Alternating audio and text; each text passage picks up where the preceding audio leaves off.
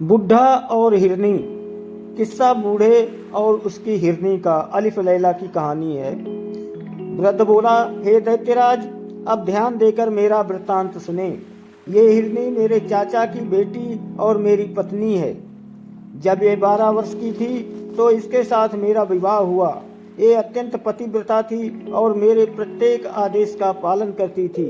किंतु जब विवाह को 30 वर्ष हो गए और इससे कोई संतान नहीं हुई तो मैंने एक दासी मोल ले ली, क्योंकि मुझे संतान की अति तीव्र अभिलाषा थी।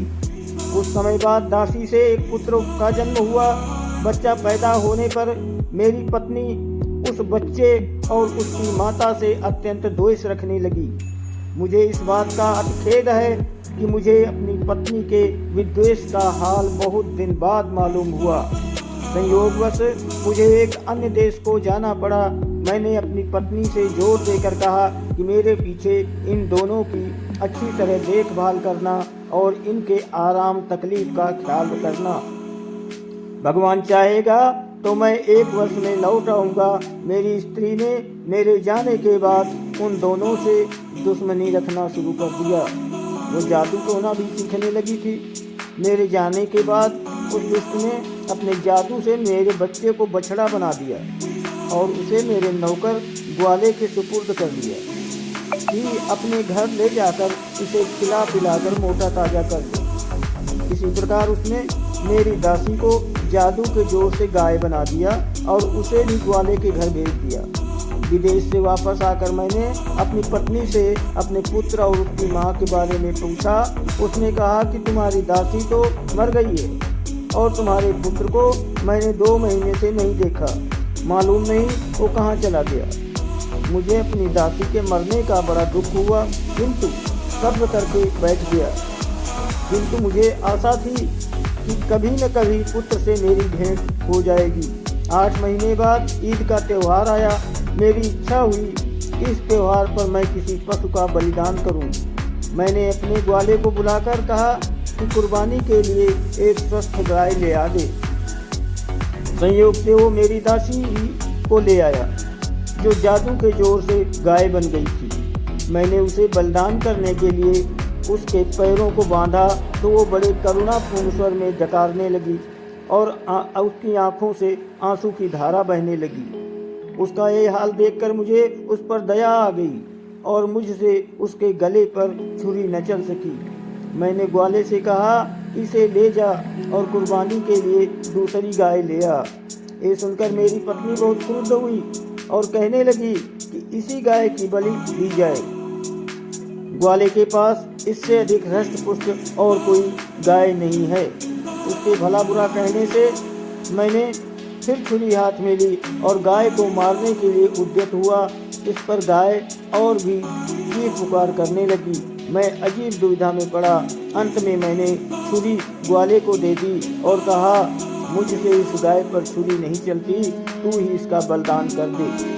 ग्वाले को गाय के रोने चिल्लाने पर दया न आई और उसने छुरी फेर दी। जब गाय की खाल उतारी गई तो सबने देखा कि उसके अंदर अस्थिपंजर मात्र है, मांस का कहीं पता नहीं। कारण ये था कि गाय की हृष्टता पुष्टता तो केवल माया जाल के कारण थी। मैं उस ग्वाले पर नाराज हुआ कि गाय तो क्यों रखा, वो ऐसी दुबली पतली हो गई कि दे दी और कहा, तू इसे अपने ही काम में ला, मेरे कुर्बानी करने के लिए आ, किंतु वो मोटा ताजा होना चाहिए, पर इस तरह पतला नहीं। ग्वाला शीघ्र ही एक मोटा ताजा बछड़ा ले आया। बछड़ा देखने में भी बड़ा सुंदर था। यद्यपि उस बछड़े के बारे में मुझे मालूम न था कि ये मेरा ही पुत्र है, तथापि उसे देखकर मेरे हृदय में प्रेम उमड़ने लगा और वो बछड़ा भी मुझे देखते ही रस्सी तुड़ाकर मेरे पैरों पर गिर पड़ा। इस बात से मेरे हृदय में प्रेम का स्रोत और जोर से उबलने लगा और मैं सोचने लगा कि ऐसे प्यारे बछड़े को कैसे मारूं। इन भावनाओं ने मुझे अत्यंत विह्वल कर दिया। उस बछड़े की आंखों से आंसू बहने लगे।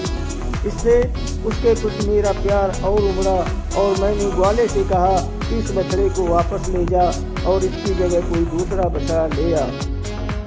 ने कहा, तुम इतने मोटे ताजे बछड़े की कैसे धुतकारते हो? मैंने कहा कि यह बछड़ा मुझे बड़ा प्यारा लगता है और मेरा जी नहीं करता कि इसका वध करूं। तुम इसके लिए कुछ जोर मत दो। लेकिन उस निष्ठुर दुष्ट ने तकरार जारी रखी और विद्वेषवश उसके वध पर जोर देती रही। मैं उसकी बहस से तंग आकर छुरी लेकर पुत्र की गर्दन काटने चला। उसने फिर मेरी ओर देखकर आंसू बहाए। मेरे हृदय में ऐसी दया और प्रीति उमड़ी कि छुरी हाथ से गिर गई। फिर मैंने अपनी पत्नी से कहा कि मेरे पास एक और बछड़ा है, मैं उसे कुर्बान कर दूंगा। वो दुष्ट मना फिर से उसी बछड़े को मारने पर जोर देती रही, किंतु इस बार मैंने उसके बकने झकने की परवाह नहीं की और बछड़े को वापस कर दिया। हाँ, पत्नी के हृदय को सांत्वना देने के लिए कह दिया कि बकरीद के दिन इसी बछड़े की बल दे दूंगा। ग्वाला बछड़े को अपने घर ले गया, लेकिन दूसरे दिन तड़के ही मुझसे एकांत में कहा कि मैं आपसे कुछ कहना चाहता हूँ और मुझे आशा है कि आप मेरी बात सुनकर प्रसन्न होंगे। मेरी बेटी जादू टोने में प्रवीण है। कल जब मैं उस बछड़े को वापस लेकर गया तो वो उसे देखकर हंसी भी और रोई भी। मैंने इस विचित्र बात का कारण पूछा तो बोली कि अब्बा, जिस बछड़े को तुम लौटा कर जिंदा लाए हो वो हमारे है, हमारा बेटा ही है। इसलिए मैं इसे जीता जागता देखकर, इसलिए कि इसके पहले इसकी माँ की कुर्बानी दे दी गई थी, हमारे स्वामी के डाह के कारण ही माता पुत्र को जादू के बछड़ा बना दिया। मैंने जो अपनी बेटी के मुंह से सुना, जैसे का तैसा आपको बता दिया। हे दैत्यराज, अब आप सोचिए कि ये वृत्तांत सुनकर मेरे हृदय में कितना शोक और संताप उठा होगा। मैं कुछ देर मर्माहत होकर चुप रहा, फिर ग्वाले के साथ उसके घर पर चला गया ताकि इस वृत्तांत को उसकी बेटी के मुंह से सुनूं। सबसे पहले मैं उसकी पशुशाला में गया ताकि अपने बछड़ा बने हुए पुत्र को देखूं, मैं उस पर हाथ फेरूं। इसके पहले ही वो मेरे पास आकर इतना लाड करने लगा कि मुझे विश्वास हो गया कि ये मेरा पुत्र ही है। मैंने लड़की के पास जाकर ग्वाले के मुंह से सुना हुआ हाल दोबारा सुना और लड़की से कहा कि क्या तुम इस बछड़े को फिर से मनुष्य का रूप दे सकती हो? उसने कहा, निश्चय ही मैं उसे दोबारा मनुष्य बना सकती हूँ। मैंने कहा, अगर तुम ऐसा कर दो तो मैं तुम्हें अपनी सारी धन संपदा दे दूंगा।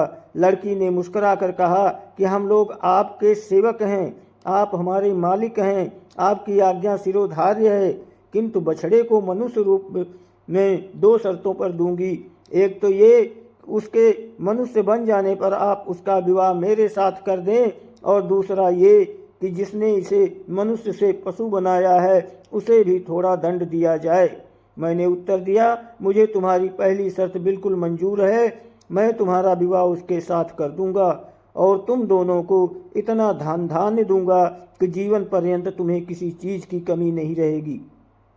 दूसरी शर्त में निर्णय मैं तुम्हारे ही हाथ छोड़ता हूँ, तुम जो भी दंड उसके लिए उचित समझोगी वही दंड मेरी पत्नी को दिया जाएगा। हाँ, ये जरूर कहूँगा कि यद्यपि वो दुष्ट दंडनीय है, किंतु उसे प्राण दंड न देना। लड़की ने कहा कि जैसा उसने आपके पुत्र के साथ किया है वैसा ही मैं उसके साथ करूँगी। ये कहकर उसने एक प्याले में पानी लिया और उसे अभिमंत्रित करके बछड़े को सामने लाकर कहा, ए खुदा के बंदे, अगर तू आदमी है और केवल जादू के कारण बछड़ा बना है तो भगवान की दया से अपना पूर्ण रूप प्राप्त कर ले। ये कहकर उसने अभिमंत्रित जल उस पर छिड़का और वो तुरंत ही मनुष्य रूप में आ गया। मैंने प्रीतिपूर्वक उसे छाती से लगाया और गदगद स्वर में उससे कहा, इस लड़की के कारण ही तुमने फिर से मानव देह पाई है, तुम इसका एहसान चुकाओ और इसके साथ विवाह कर लो। पुत्र ने सहर्ष मेरी बात मानी। लड़की ने इसी प्रकार जल को अभिमंत्रित करके मेरी पत्नी को हिरनी का रूप दे दिया। मेरे पुत्र ने उस कन्या के साथ विवाह किया, किंतु दुर्भाग्यवश वो थोड़े ही समय के बाद मर गई। मेरे पुत्र को इतना दुख हुआ कि वो देश छोड़कर कहीं चला गया। बहुत दिनों तक मुझे उसका कोई समाचार नहीं मिला, अतएव मैं उसे ढूंढने निकला हूँ। मुझे किसी पर इतना भरोसा नहीं था कि अपनी हिरनी बनी हुई पत्नी को उसके पास छोड़ता, इसलिए मैं उसे अपने साथ लिए हुए देश देश अपने पुत्र को खोज कर रहा हूँ, घूमता फिरता हूँ। यही मेरी इस हिरनी की कहानी है। अब आप स्वयं निर्णय कर लें कि ये घटना विचित्र है या नहीं। दैत्य ने कहा, निस्संदेह विचित्र है। मैंने व्यापारी के अपराध का 1/3 हिस्सा माफ कर दिया। फिर शहरजाद ने शहरयार से निवेदन किया कि जब पहला वृद्ध मनुष्य अपनी कहानी कह चुका तो दूसरे बूढ़े ने, जो अपने साथ 2 काले कुत्ते लिए था, दैत्य से कहा कि मैं भी अपना और इन दोनों कुत्तों का इतिहास आपके सम्मुख रखता हूँ। यदि ये पहली कहानी से भी अच्छा हो तो आशा करता हूँ कि उसे सुनने के बाद व्यापारी के अपराध का 1/3 भाग और क्षमा कर दिया जाएगा। दैत्य ने कहा कि अगर तुम्हारी कहानी पहली कहानी से अधिक विचित्र हुई तो मैं तुम्हारी बात जरूर मानूंगा।